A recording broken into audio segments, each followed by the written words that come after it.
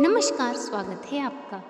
आज के वीडियो में हम सोमवार व्रत की कथा का रसपान करेंगे। कथा को पूरी श्रद्धापूर्वक सुने और पूर्ण सुने। सोमवार की व्रत कथा सुनने से आपकी सभी मनोकामनाएं पूर्ण होती हैं और आपके घर से दुख और दरिद्रता का भी नाश होता है। कथा के अनुसार एक नगर में एक साहूकार रहता था।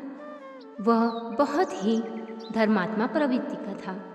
वह हर सोमवार को भगवान शिव जी की पूजा किया करता और शाम को मंदिर में घी का दीपक जलाता।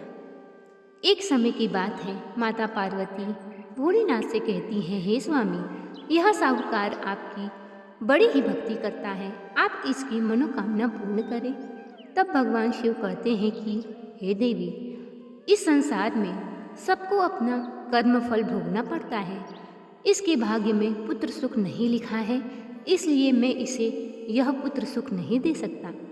माता पार्वती के आग्रह करने पर भगवान शिव ने उसे पुत्र वरदान दिया और उसके स्वप्न में कहा कि हे साहूकार, मैं तेरे भक्ति और पूजा से प्रसन्न हूँ। तुझे एक पुत्र की प्राप्ति होगी, परंतु वह केवल 12 वर्ष का ही होगा। यह सुन साहूकार को ना तो खुशी हुई और ना ही दुख हुआ। वह नित्यनेम भगवान शिव जी की पूजा करता रहा। कुछ समय बाद उसके यहाँ एक पुत्र ने जन्म लिया। वह पुत्र जब 10 वर्ष का हुआ तो साहूकार ने उसे उसके मामा के साथ काशी पढ़ने भेज दिया।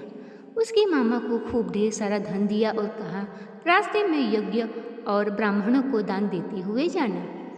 साहूकार ने अपने बेटे का नाम अमर रखा था। अब अमर अपने मामा के साथ काशी पढ़ने निकल गया। रास्ते में वे यज्ञ कराते हुए ब्राह्मणों को भोजन करवाते हुए जाते।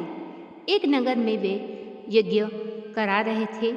उस दिन उस राजा के राज्य में उस राजा की लड़की का विवाह था, परंतु जिस लड़की के साथ उसका विवाह होने वाला था वह एक आंख से काना था।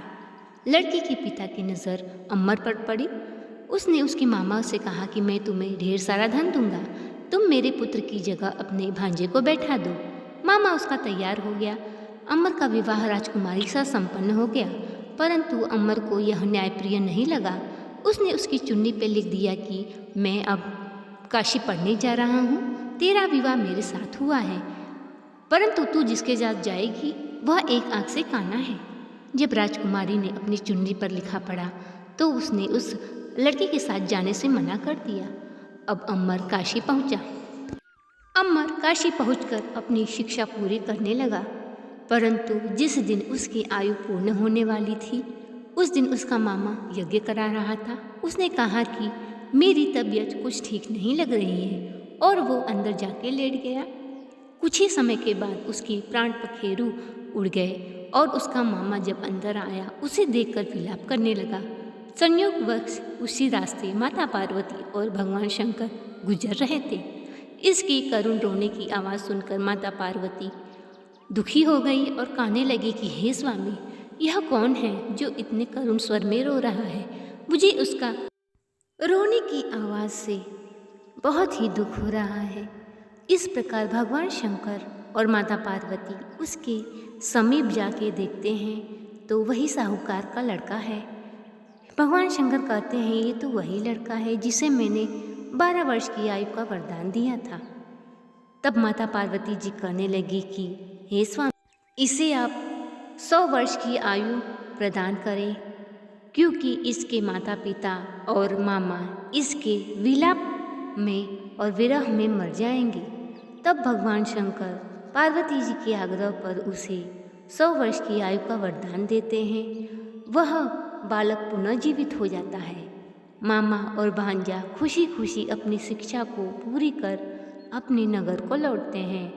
नगर को लौटते समय उन्हें रास्ते में वह नगर मिलता है जहाँ पर उस लड़के का विवाह हुआ था।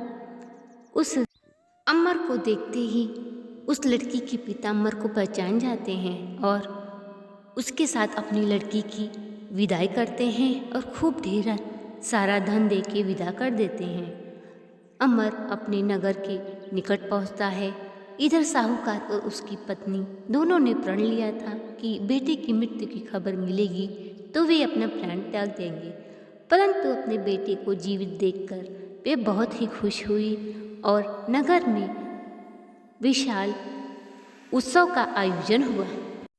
हे भोलेनाथ, जैसे आपने उस साहूकार की मनोकामना पूर्ण की, वैसी सबकी करें जो यह कथा पढ़े, सुने और हुंकार भरे, उसकी सारी मनोकामनाएं पूर्ण करना। बोलो शंकर भगवान की जय। तो ये था आज का वीडियो पसंद आया हो तो चैनल को सब्सक्राइब, वीडियो को लाइक और शेयर करें। कमेंट बॉक्स में भगवान शिव का जयकारा लगाएं। मिलते हैं अगले वीडियो में, तब तक के लिए नमस्कार।